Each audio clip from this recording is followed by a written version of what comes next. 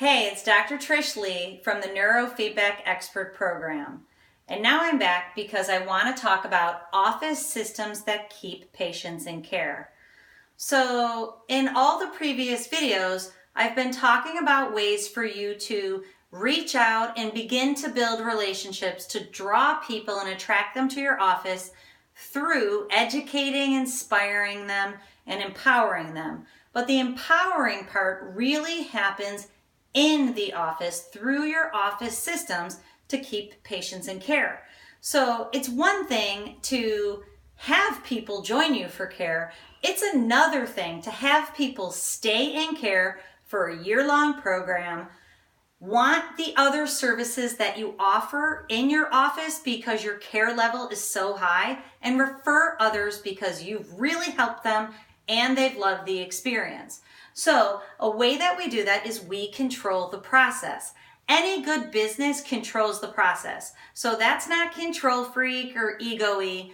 That's just to give people a really good experience. So one example of that is if the phone rings and a person starts asking about insurance, we take control of the conversation to move a person through the process so we can find out the information that we need to see if it's a good fit for them to join us in the office. You know how it is. When you're interested in purchasing something, you want to know how much it costs. So in terms of neurofeedback, they want to know if insurance is going to cover it. Unfortunately, you probably know as a neurofeedback practitioner that insurance reimbursement is low and it really doesn't happen that often. So we eventually tell people that we give them the codes for neurofeedback and that they can try to get reimbursement through their insurance company. And if we need to, we talk to people about managed care. It's called managed care for a reason. They manage your care.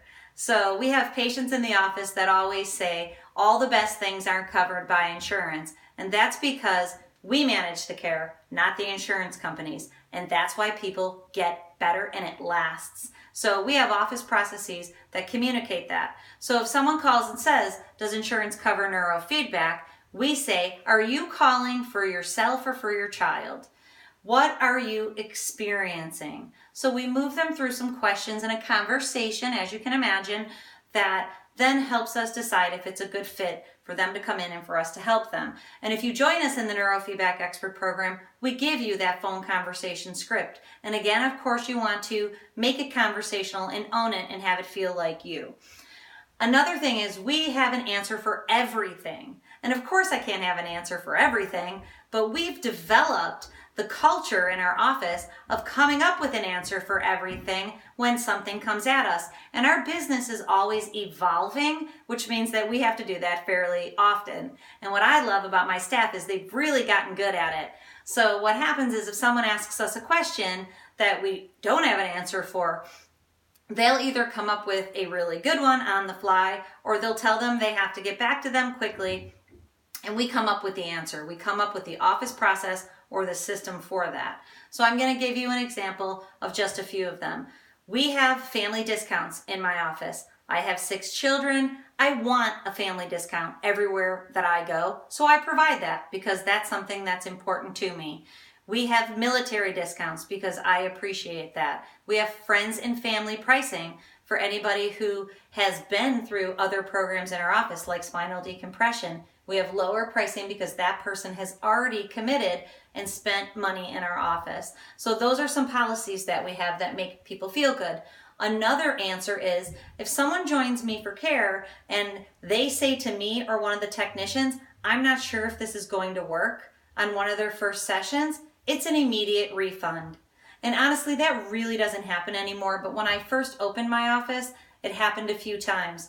And I've learned if people aren't sure if it's going to work, it becomes a major process for me, not that great of an experience for them, because it's cool. If you watch this in your office, you'll see that people's high beta goes up during their sessions.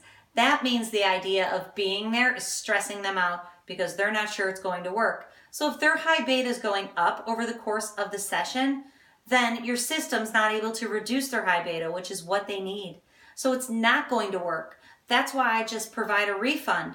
And guess what happens? Every time I provide a refund, the person knows that I actually care about them and I want neurofeedback to work for them, and I don't just want their money. Every single time we've provided a refund, the person has come back, recommitted to care with us, and we've helped them. And one of the best stories is an 85-year-old gentleman who this happened to 5 years ago with us, right when we began, and he is still with us. He still has neurofeedback sessions regularly, and he's actually had every service in our office. So it's totally awesome and it works. The staff in our office, everyone has their roles. Everybody knows what their roles are. Everybody knows their scripts. Everybody knows the psychological triggers. We all play our roles.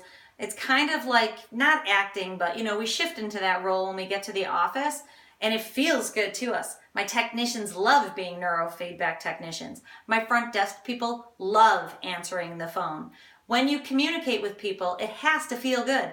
Remember back in one of the first slides, this is supposed to be fun, and it's fun for every single person in my office. And honestly, nowadays, I very rarely go to my office. I usually only go about 8 hours a week. If you remember back, it's a lifestyle practice, and I have 6 children that I want to help grow them and help them reach their full potential, and I have to be around to do that. Back in the day, I would spend all day and every day in my office, but now I've achieved the place where my role is minimal in the office, and I do all of the thinking, and I consult with all of my staff members to keep things moving. And I look at everybody's trend graphs every night because I keep thinking about their care, because it's important to me that they get better. And honestly, I love doing it. The trend graphs are my favorite things. So the doctor oversees the care. In my office, it's my husband and I, and we're both skilled at looking at the trend graphs.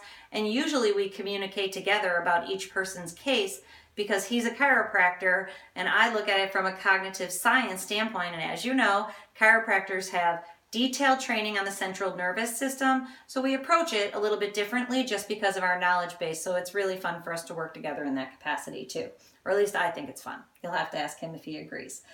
Our CAs run the day-to-day operations in our office, so all the hands-on work is being done by our CAs who are certified technicians. So this way they're able to deliver great care. But if someone wants to talk to us in our office, they're not able to do that at the minute that they have the desire to talk to us. They have to schedule an appointment. But in their Brain Shift program, there are scheduled checkpoints where they check in with us, so they know that they can talk with us every 7 sessions very quickly, so that we can fill them in on their progress and update them on the data that shows that they're moving in the right direction in terms of their brain performance on the way to achieving their outcomes. So the takeaways from this presentation is that you have to have tight office systems to make sure that your processes help people see the value, help them see how they are getting better, and it's because of neurofeedback. That is a way for you to keep patients in care, have them take advantage of all your other services because they recognize your standard of care is high, and have them refer others. Okay, stay tuned because we have a couple more slides on the 8 keys of success to fill your neurofeedback practice and keep it filled. So stay tuned.